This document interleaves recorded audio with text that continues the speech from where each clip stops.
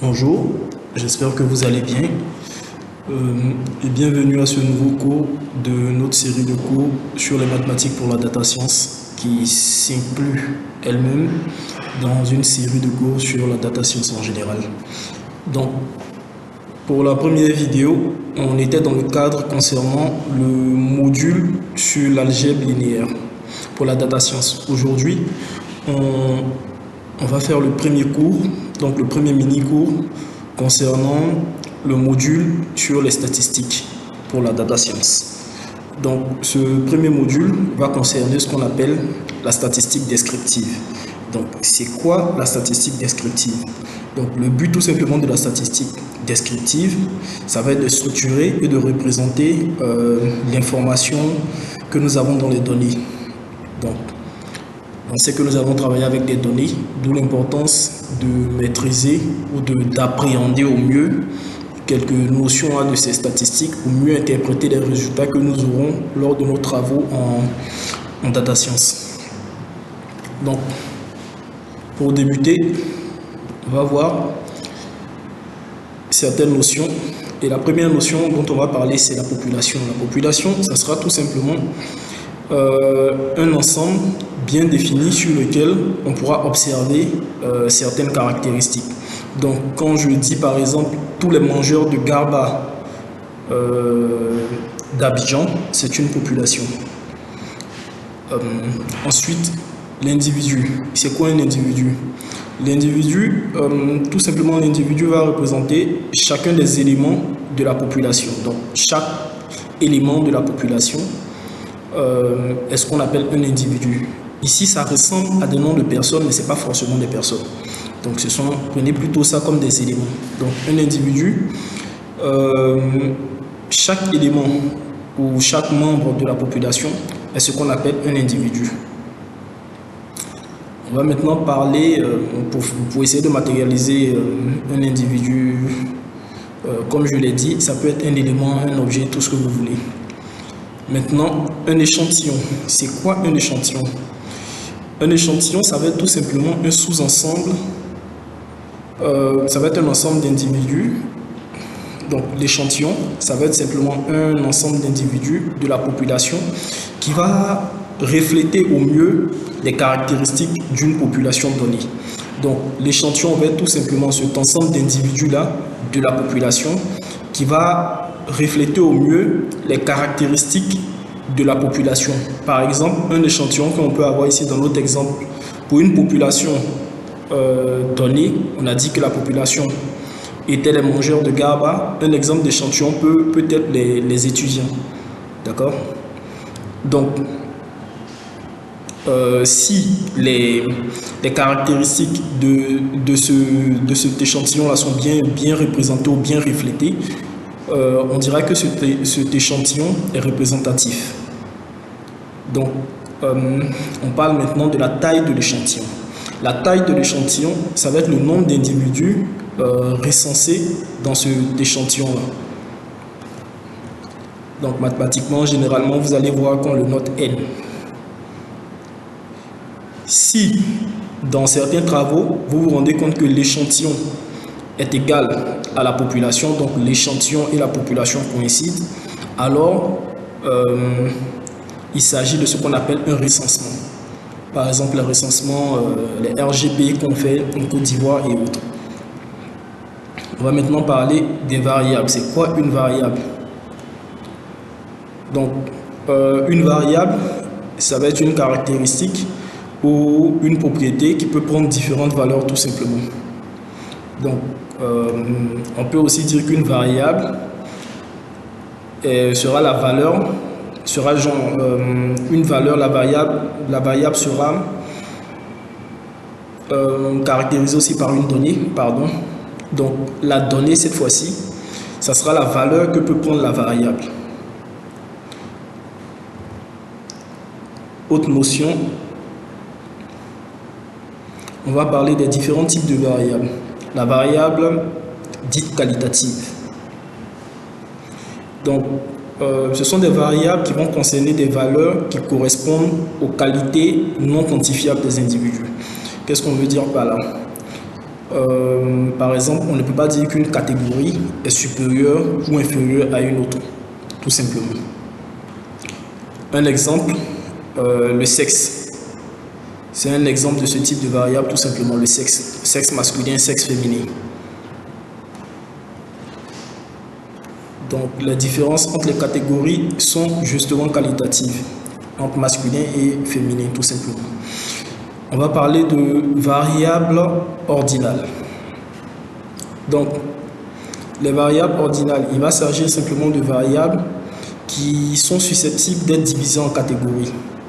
Donc, contrairement à une variable purement qualitative, on peut ici donner des catégories à nos variables. Par exemple, pour illustrer ça, prenons l'exemple des notes scolaires. Quand on donne par exemple un A, on sait qu'un A sera supérieur à un C ou à un B. Parlons maintenant des variables dites quantitatives. Donc, la variable quantitative va concerner des valeurs dans un ensemble standard de valeurs numériques. Donc, tout simplement, ça veut dire qu'on peut mesurer cette variable. Donc, la variable quantitative, dans les variables quantitatives, on aura deux types de variables. On aura la variable dite discrète et la variable dite continue. La variable dite discrète, c'est une variable dont l'ensemble est fini ou dénombrable. Par exemple, le nombre d'enfants dans une famille.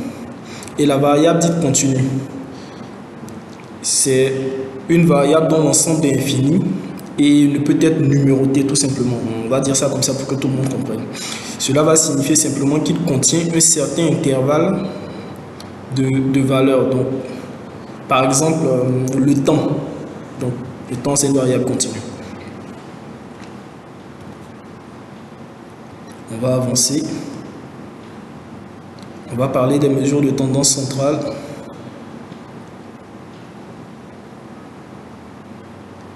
Donc, la première notion dans les mesures de tendance centrale que nous avons ici, c'est la moyenne. Donc, la moyenne, c'est sûrement la statistique ou la métrique statistique que vous tous ou vous toutes qui suivez actuellement, vous connaissez. Donc, pour faire simple, c'est grosso modo le centre de gravité géométrique des données. Mais il faut faire attention avec la moyenne parce que dans de nombreux cas, il se peut que la moyenne ne représente pas l'échantillon, voire même qu'elle ne représente personne dans cet échantillon. J'espère qu'on y reviendra, mais c'est l'un des concepts de base en matière de statistique. Pour calculer la moyenne, la formule mathématique est là. On a mu qui est égal à la somme des i allant de 1 à n des i sur n. Donc, je vais épargner à ceux qui voient un cassette mathématique tous ces tralala là en essayant de faire un calcul simple de moyenne. Juste en dessous, il y a un code Python. On va essayer d'expliquer rapidement pour l'exemple. On importe la bibliothèque NumPy de Python. On lui donne l'alias NP, donc NP. Donc ici, on va créer nos données score. Dans score, on va mettre un ensemble de nombres 85, 92, 78, 95. Et on va appeler MinScore une autre variable. MinScore, ça sera cette variable-là dans laquelle on va piéger la moyenne sur les scores. Donc, pour avoir la moyenne sur les scores avec NumPy, on fait appel à la fonction min. Donc, on écrit juste np.min, donc np.min de scores et on affiche MinScore pour nous donner MinScore tout simplement. Donc, ici, la moyenne est de 87,6. Vous pouvez calculer à la main pour vérifier en faisant la somme de ces différents éléments-là divisé par le nombre d'éléments qu'on a à l'intérieur. C'est tout simplement ce que dit cette formule. La somme des différents éléments contenus ici divisé par le nombre d'éléments qu'on a à l'intérieur. Donc la somme de tout ça divisé par 1, 2, 3, 4, 5. Voilà, et vous aurez le même résultat ici. Pour calculer la moyenne tout simplement. Donc, vous pourrez reproduire le code plus tard ou vous amuser à le modifier comme vous voulez. On va maintenant parler de la médiane. On calcule la médiane pour les variables catégorielles. Donc c'est un nombre tel qu'au moins 50% des données sont inférieures. C'est un nombre tel qu'au moins 50% des données sont inférieures ou égales à la médiane. Et au moins 50% sont supérieures ou égales à celle-ci. On va essayer d'expliciter tout ça. S'il y a plus d'une médiane, on prend ce qu'on appelle le point médian entre la médiane la plus grande et la médiane la plus petite. Ici, pour la formule, tout simplement, c'est ce que ça dit. On va prendre middle value of an order dataset. Donc, la valeur médiane, le point médian d'un dataset donné. On va faire un exemple pratique encore pour qu'on puisse voir ensemble. Donc, une fois de plus, on va importer NumPy et lui donner l'alias NP. Nos données data, on donne tout ce que vous voulez, 10, 15, 20, 25 ans, vous mettez ce que vous voulez.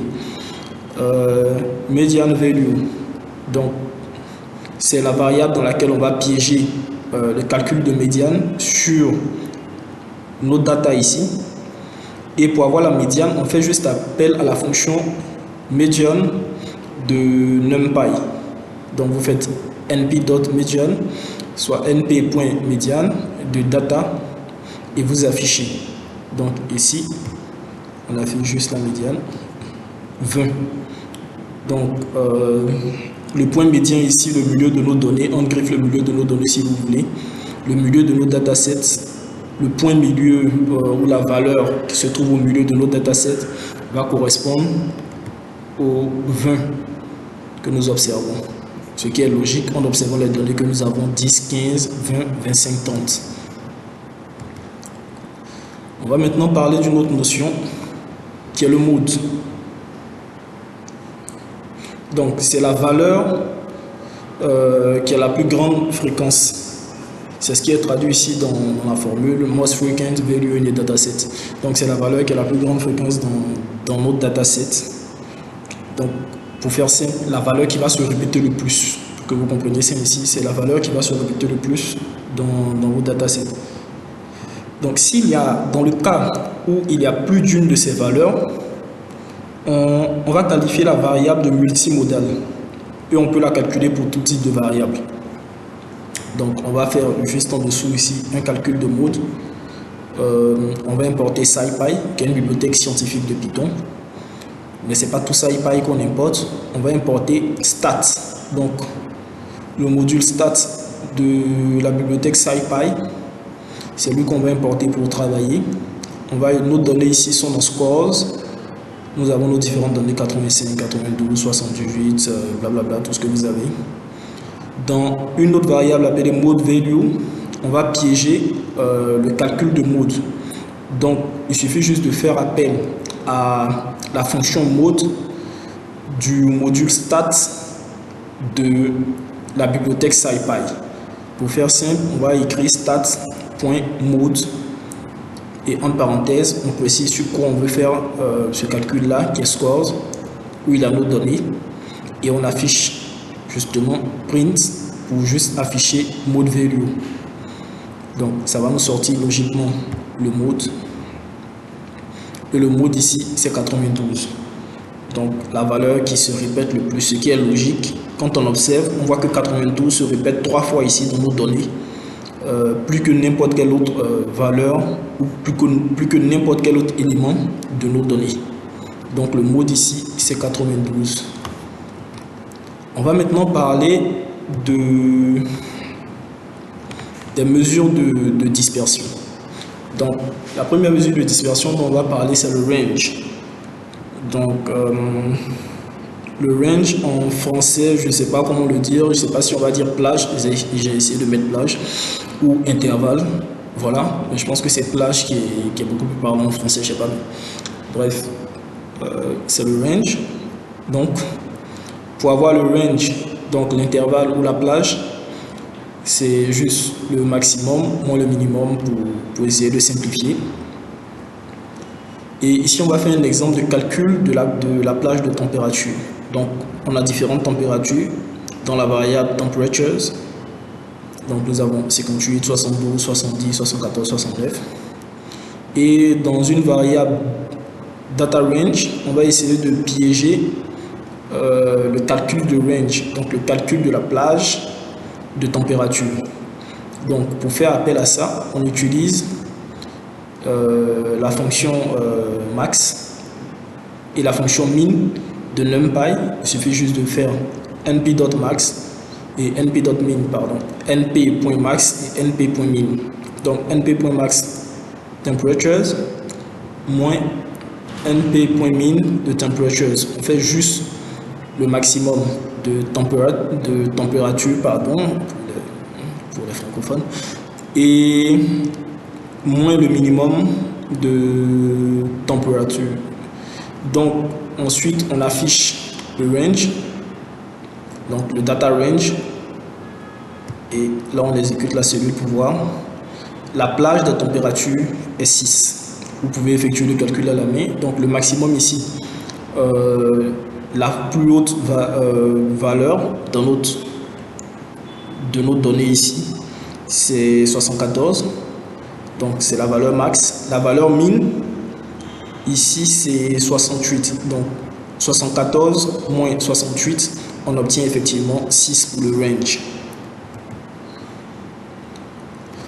On va parler maintenant de variance. Donc la variance, c'est simple. Pour avoir la variance, la formule est là. Pour avoir la variance de x par exemple, on prend la somme des i allant de 1 à n des xi moins mu, le tout au carré sur n. Donc mu, si vous vous rappelez, c'est en début du cours. Je vous laisse vous rappeler mu, c'était quoi? Vous faites juste un petit exercice cérébral, je sais que c'est pas grand chose. Essayez juste de vous rappeler mu, c'était quoi? Et pour comprendre de façon pratique, on va calculer la variance d'un ensemble de données tout simplement. Donc ici on a data. Dans data, on a 10, 15, 20, 25, 30. On a variance. Pour calculer la variance, on va faire appel à la fonction var de NumPy en écrivant np.var et on fait le calcul sur data, tout simplement. Donc, vous allez faire le calcul sur data et ensuite on affiche. En clair, voilà, on va afficher, ça sort. La variance est 50. Ici, on obtient 50. On va essayer d'expliquer un peu plus c'est quoi la variance. Pour faire simple, la mesure de dispersion qui est la plus couramment utilisée, de même que ce qui suit que vous voyez à l'écran qui est l'écart type, c'est clairement la variance. D'accord? Et on va voir même la différence entre les deux. Donc c'est simplement la mesure de dispersion des valeurs d'un échantillon ou d'une variable aléatoire, pour faire simple. Maintenant, on va parler de l'écart type.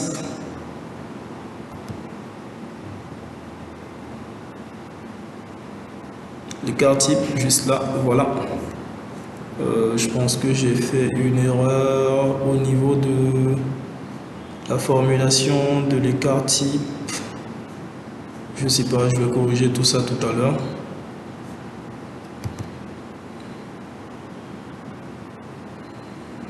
Je pense que j'ai fait une erreur ou je sais. Ok, c'est bon. Donc, au niveau de la formule de l'écart type,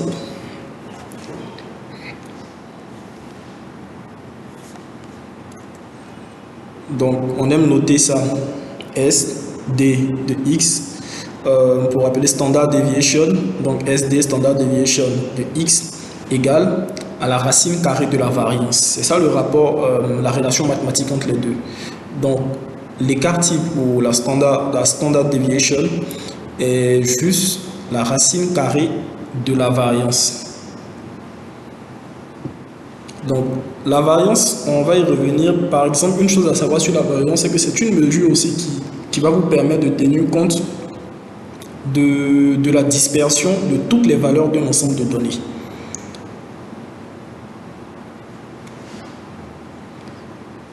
Donc là, on va calculer l'écart type. On a data. Dans nos data ici, on 10, 15, 20, 25, 30. Vous pouvez modifier tout ça après. Et on va prendre une variable stddev dans laquelle on va piéger le calcul de l'écart type. Donc le calcul de la standard deviation. Donc stddev va être égal à np.std. Donc np.std. Cette ligne np.std signifie juste qu'on fait appel à la fonction std de numpy pour calculer la standard deviation. Donc np.std sur data et on affiche simplement la standard deviation, on affiche juste la variable stddev. Donc on exécute, on obtient ici 7.07106, ainsi de suite. Donc merci d'avoir suivi ce mini-cours. Je suppose que vous aurez beaucoup de questions, vous aurez des choses à éclaircir. Je suis ouvert à tous ces éclaircissements-là. Ça a été un bon moment. Le notebook vous sera partagé également. Et c'est juste le premier cours introductif au module sur les statistiques pour la data science, comme j'ai dit. Donc, il y a des notions, les notions que vous verrez ici sont pour la plupart assez sommaires, mais elles interviennent très régulièrement dans l'interprétation, dans les interprétations que nous avons à faire en tant que data scientist dans nos travaux quotidiens et autres. Il manque sûrement certaines notions également, vous pouvez les pusher en commentaire et puis on va essayer de les expliciter ensemble prochainement ou lors de prochaines vidéos, peu importe. Donc, vous pouvez faire ça d'ici à ce que nous passions à notre prochain cours sur toujours le module des statistiques pour la data science. Ce fut un agréable moment. Merci à vous. J'espère que ce cours va vous apporter ne serait-ce qu'un tout petit plus dans votre voyage vers le Saint Graal, donc vers votre but de devenir des data scientists ou de vous améliorer en tant que data scientist ou peu importe, juste en tant que statisticien, je ne sais pas. Donc j'espère juste que ça aura pu vous aider. Merci et excellente journée à vous.